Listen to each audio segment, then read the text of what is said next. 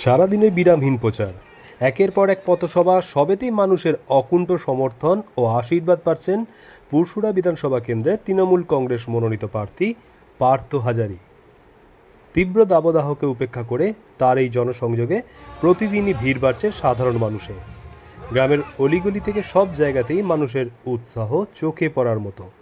বিশেষ করে গ্রামের মহিলারা প্রার্থীকে বরণ করে ঘরের ছেলের মতো আপন করে নিচ্ছেন, যা এই প্রচারে আলাদাই মাত্রা যোগ করেছে। এই বিপুল জনসমর্থন, ভালোবাসা ও আশীর্বাদকে সঙ্গে নিয়েই পার্থ হাজারি এগিয়ে চলেছেন জয়ের লক্ষ্যে, এমনটাই মনে করছেন রাজনৈতিক মহলের একাংশ। আপনারা দেখছেন বাংলা লাইভ, বাংলার খবর, বাঙালির খবর।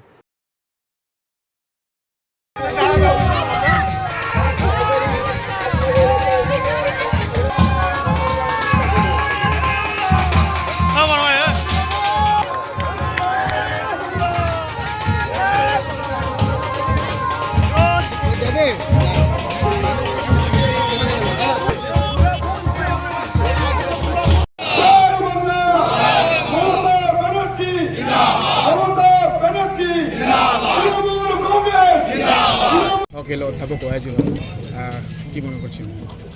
আজকে উনি এলেন, আমাদের আরও অক্সিজেন বাড়লো। এমনি অক্সিজেন তো আমাদের বেড়ে আছে, আরও বাড়লো।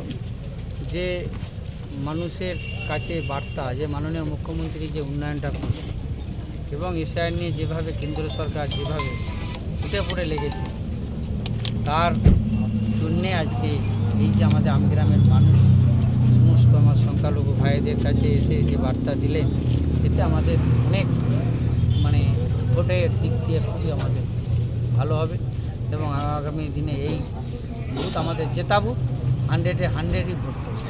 বিজেপি বলছে যে তৃণমূল যারা ক্যান্ডিডেট হয়েছে তাদের পঞ্চায়েতে তাদেরকে হারাইয়ে তারা জয়ী হবে। যারা ক্যান্ডিডেট হয়েছে তাদের বুথে আপনার নিজের বুথ বিজেপি ওই বুথে এজেন্টটা দিতে বলবে, তারপর হারানোর কথা তো পরে। ঠিক আছে।